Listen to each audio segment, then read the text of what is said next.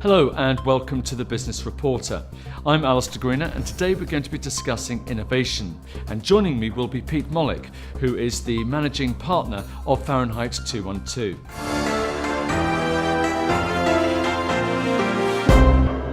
Good morning. Good morning, Alistair. Thanks for having me.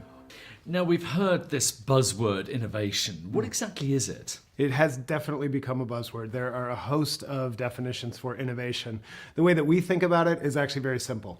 It's the creation of something new, a new product, a new business, a new service that isn't just interesting, but it defines a new standard for its category. Well, it sounds great. So why are so many companies failing to innovate? Is it the lack of innovation or is it business practices? What is it? It's a great question. We think there are really two root causes for the high failure rates of innovation. The first is due to the very nature of most businesses today, which is they're set up to do what they have always done in a more efficient manner and not necessarily set up for breakthrough innovation. And it makes it difficult for fundamentally new ideas to come in and actually break through. That's the first structural reason. The second is that the companies and the people who are charged with driving innovation in those organizations that so desperately need it oftentimes try to divorce themselves from those business realities and say we want to come up with great innovation and great thinking, but then when they try to reintegrate that thinking into the businesses, it evaporates because it's not designed to work within that system. So given this huge failure rate, what is it that Fahrenheit's doing differently to change these odds? Since we began, there are three keys to our success, and by extension, I would argue are three keys of success for innovation in any industry. We've summarized them with three M's: our method, our model, and the minds. Okay, the method is solving for the consumer and solving for the business simultaneously. We want something which is absolutely exciting to the consumers and the customer marketplace we're trying to delight, and is equally delightful to the people who are running the business. So rather than running away from the operational, financial, regulatory constraints of the business, we use those as the canvas upon which we are going to be innovating. As one of my partners said, we want to solve for the money and the magic, and to do it concurrently. The second point is the model. We have a really unusual business model for most consultants. It's one that is actually based on the idea that great innovation typically doesn't happen in big companies. It happens with entrepreneurs. And that's because entrepreneurs have two benefits. One, they're in a position to fundamentally challenge the orthodoxies of the category, to ask totally new questions and come up with things that haven't been thought of before. But secondarily, and equally important, they have skin in the game.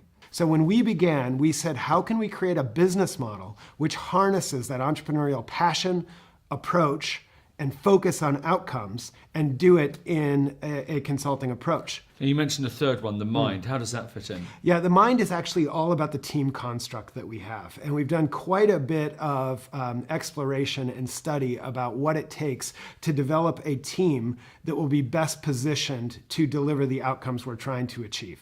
But let's now put this into context. So how many businesses have you worked with? How many projects have you worked on? And what kind of revenue have you produced for your clients?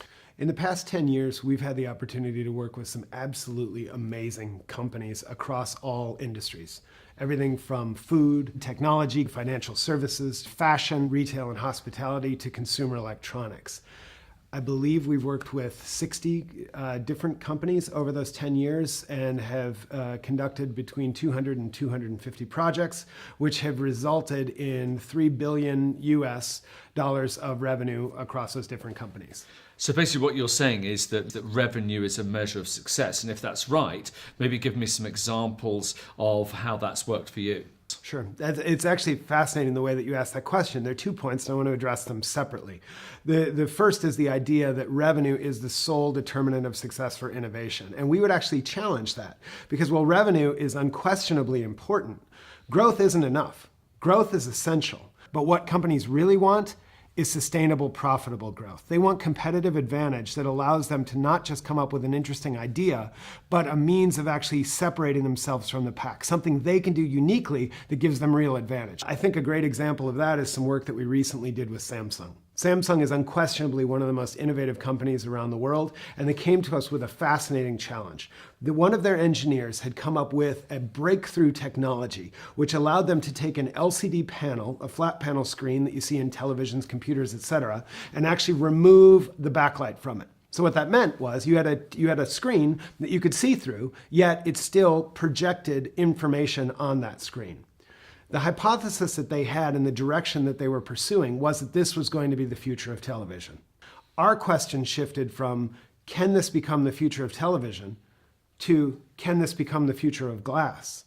And what were some of the outcomes of how did that manifest itself? We identified 4 industries that were big, that were highly consolidated, and that were sustainable, where we thought Samsung could have a true advantage through the deployment of this technology.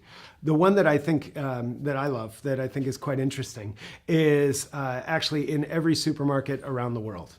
It's the freezer aisle, where the companies have sold their ice cream, their vegetables, etc. Now, for years, the success of that freezer aisle had been determined entirely based on how much product was actually moved.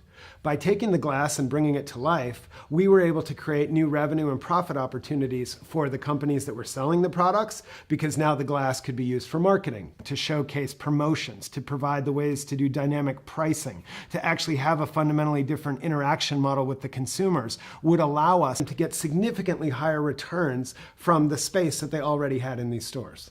Talk me through the creative process for that. Of course, that process, as well as any process that Fahrenheit embarks upon with our clients, has 3 fundamental steps. The first is the problem definition, where we're working with the client to define what's the commercial, the strategic objective, what are the assets we have to work with, what are the challenges we know we're going to have to overcome, and then what does the definition of success look like?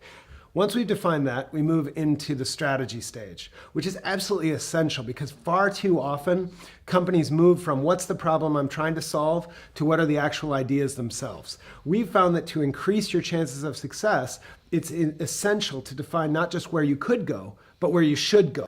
Once that strategy is defined, it becomes the springboard for the actual innovations themselves, much like the freezer that I talked about.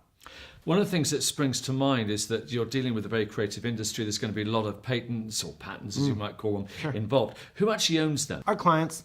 They bring us the technology. They bring us the assets. They're an expert in their business. We're an expert in innovation. Therefore, the value that we bring to them is to help them figure out how they can catalyze their business or really get more out of the assets they have. So all the intellectual property, all the patents reside with the clients. Now, everything you've been talking about this morning involves working in a very different way to what we're used to. How do you see the future? Where's this going?